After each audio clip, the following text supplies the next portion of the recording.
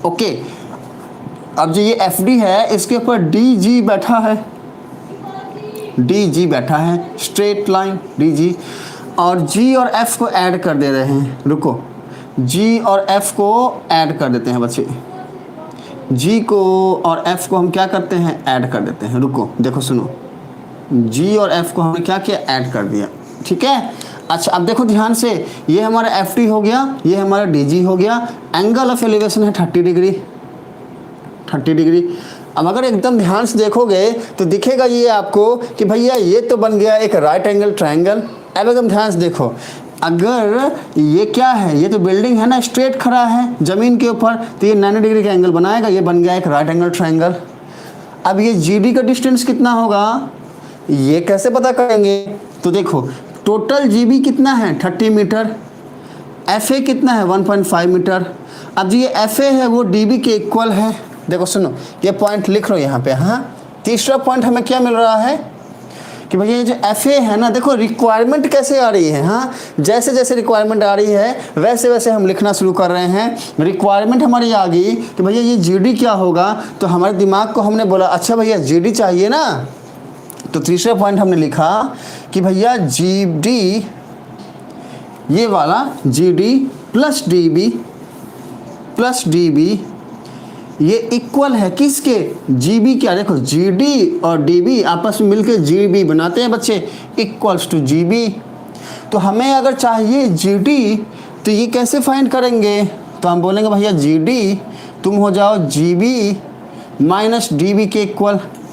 अब देखो ध्यान से, G B minus D B, अब जी बी कितना है, ध्यान से देखो हमने यहाँ लिखा है जी बी जो है वो 30 मीटर है, तो यहाँ पर ला के पुट कर दो।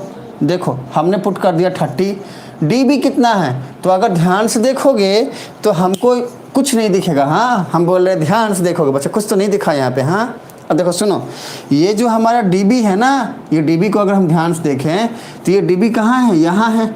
अब डी बी कितना है हमें पता नहीं, लेकिन हमको ये पता है कि एफ ए कितना है, और ये एफ ए जो है वो डी बी के इक्वल है।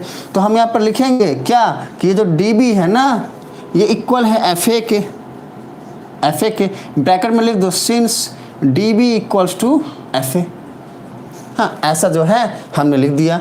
अब क्या करेंगे देखो ध्यान से, देखो अब हम बोलेंगे कि भैया और जी डी, अरे हम यही जी डी तो ले रहे हैं ना, ये इक्वल हो जाएगा 30 माइनस एफ ए क्या है, देखो ध्यान से एफ ए है 1.5 मीटर, तो ये हो गया 1.5 मीटर।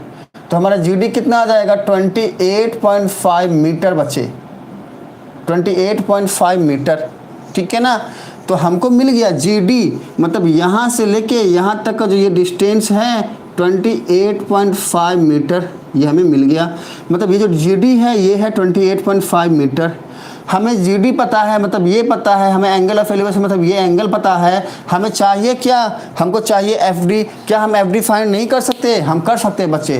तो हम यहाँ पर सीधा लिखेंगे, क्या लिखेंगे कि therefore F D equals to.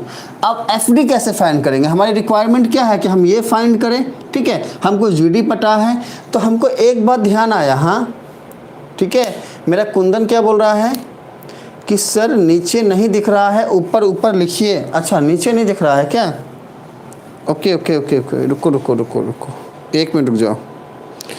नीचे क्यों नहीं दिख रहा है भाई,